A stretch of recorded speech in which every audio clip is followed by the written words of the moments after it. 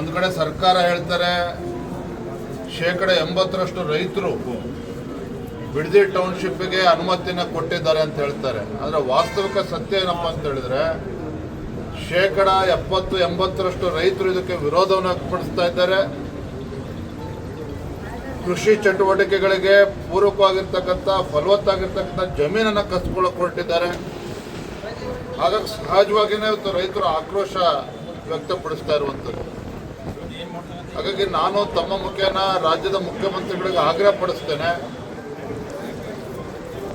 ಈ ರೀತಿ ದಬ್ಬಾಳಿಕೆ ಮಾಡೋದನ್ನ ಬಿಟ್ಟು ರೈತರ ಜೊತೆ ಸಮಾಲೋಚನೆ ಮಾಡಬೇಕು. ಈ ರೀತಿ ರೈತರನ್ನ ಒಕ್ಕಲೆಬ್ಬಿಸುವಂತ ಕೆಲಸಕ್ಕೆ ಕೈ ಹಾಕಬಾರ್ದು ರಾಜ್ಯ ಸರ್ಕಾರ ಅಂತೇಳಿ ಮತ್ತೊಮ್ಮೆ ನಾನು ಸಂದರ್ಭ ಆಗ್ರಹ ಪಡಿಸ್ತೇನೆ. ಈ ಸೆಷನ್ ಅಲ್ಲಿ ಚರ್ಚೆ ಆಗುತ್ತೆ ಸರ್? ನಿಶ್ಚಿತವಾಗಿ ಚರ್ಚೆ ಆಗ್ತದೆ. ಸರ್ಕಾರ ತಾನು ಮಾಡಿದ್ದೆಲ್ಲ ಸರಿ ಎನ್ನುವ ಧೋರಣೆಯನ್ನು ಅನುಸರಿಸ್ತಾ ಇದ್ದಾರೆ. ಇದು ಸಮಗ್ರವಾಗಿ ಚರ್ಚೆ ಆಗಲೇಬೇಕು. ಸದನದಲ್ಲೂ ಕೂಡ ಚರ್ಚೆ ಮಾಡ್ತಾರೆ. ಮುಖ್ಯವಾಗಿ ಬಿಜೆಪಿ ಸಕ್ರಿಯವಾಗಿ ಈ ಒಂದು ಹೋರಾಟದಲ್ಲಿ ಹಿಡಿತಾ ಇಲ್ಲ ಅನ್ನೋದು ಆ ಥರ ಏನಿಲ್ಲ. ನಾವು ಕೂಡ ಅದಕ್ಕೆ ಭೇಟಿಯನ್ನು ಕೊಟ್ಟಿದ್ದೇವೆ. ಒಂದು ಕಡೆ SIR ಕೂಡ ನಡೀತಾ ಇದೆ. ಇದ್ರ ಮುಂದೆ ಗೃಹಲಕ್ಷ್ಮಿ ಅದನ್ನು ಕೂಡ ನಾವು ಹೋರಾಟವನ್ನು ತೆಗೆದುಕೊಳ್ಬೇಕು. ಬಿಡದಿರ್ತಕ್ಕಂಥ ರೈತರು ಎಲ್ಲೇ ಇದ್ರೂ ಕೂಡ ರೈತರ ಪರವಾಗಿ ಧ್ವನಿ ಎತ್ತಬೇಕಾಗಿರ್ತಕ್ಕಂಥ ನಮ್ಮ ಕರ್ತವ್ಯ ಕೂಡ ಇದೆ. ಮಾಡ್ತಾ ಇದ್ದೇವೆ.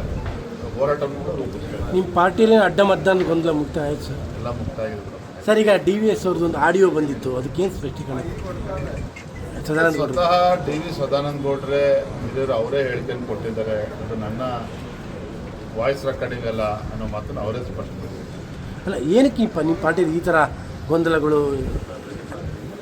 ಧ್ವನಿ ಅವ್ರದೇ ಇಲ್ಲ ಅಂತ ಹೇಳಿದ್ರೆ ಅದ್ರ ಬಗ್ಗೆ ಅಲ್ಲ, ಅದ್ರ ಜೊತೆಗೆ ಪರಸ್ಪರವಾದಂಥ ವಾಗ್ದಾಳಿಗಳು ಕೂಡ ಇದ್ದಾವೆ. ನೀವೀಗ ವಿಶ್ವನಾಥ್ ಅವರು, ಸದಾನಂದ ಗೌಡರು ಎಲ್ಲರೂ ಕೂಡ ವಾಗ್ದಾಳಿ. ವಿಶ್ವನಾಥ್ ಅವ್ರ ಹತ್ರ ಮೊನ್ನೆನೂ ಕೂಡ ಮಾತನಾಡಾಗಿದೆ.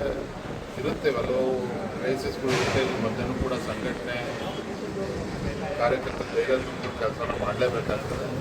ಮಧ್ಯನೂ ಕೂಡ ನಾವು ಕೆಲಸ ಮಾಡ್ತೀವಿ.